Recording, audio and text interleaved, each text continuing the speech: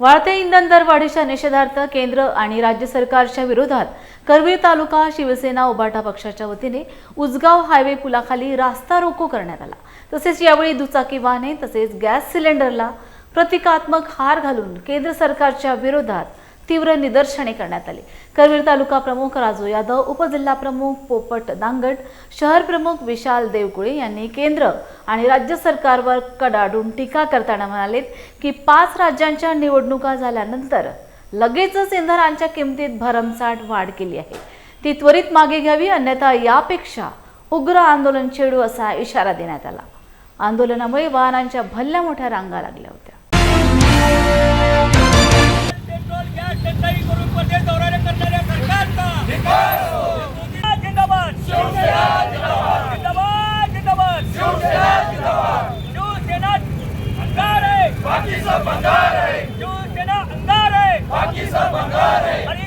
आज बघितलं तर पेट्रोल, डिझेल आणि गॅस भरमसाठ दरवाढ झालेला आहे। रोज 2-3 रुपये वाढून हे मोदी सरकार सर्वसामान्यांना झटका देत आहे आणि आज विश्वगुरू म्हणते तर परदेशात फिरत आहे। आणि सर्वसामान्यांनी करायचं काय?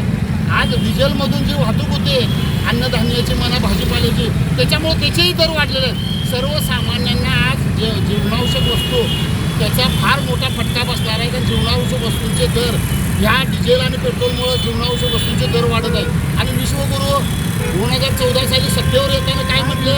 महागाई कमी करतो, महागाई नियंत्रणात आणतो, म्हणून लोकांना आम्हीच दाखवतो तुम्ही सत्तेवर आला।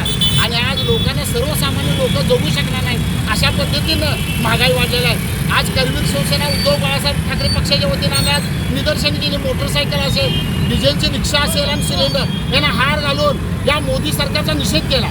आता तर मोदी सरकार सुधारतंय काय नाही, आता तर त्याचं डोकं ठिकाणावर येते काय बघण्यासाठी आम्ही रस्ता रोको केला। आगामी काळामध्ये काय भूमिका असणार आहे? जर अशीच दरवाढ होत राहिली तर आम्ही नक्कीच सांगतो तुम्हाला, या पुढचं आंदोलन आमचं हे हायवे रोका असणार। कारण किती लोकांनी सहन करायची, ह्या दरवाढ किती लोकांनी सहन करायची? आज पगारात वाढ व्हाय नाही आणि दरवेळी पेट्रोल, डिझेल, गॅसचे दर वाढायला लागल्यात। आणि पगार म्हटलं तर लोकांना, सामान्य लोकांना तेवढंच आहे। हे मोठ्या श्रीमंतांचं सरकार आहे हे अनेकदा सिद्ध झाले। उभाटा गटाचे असे की कार्यकर्ते आज या ठिकाणी उपस्थित आहेत, काय सांगा? आज सामान्य लोक सुद्धा आहेत, कारण लोकांना राग आहे, त्या सरकारच्या विरोधात लोकांना राग आहे।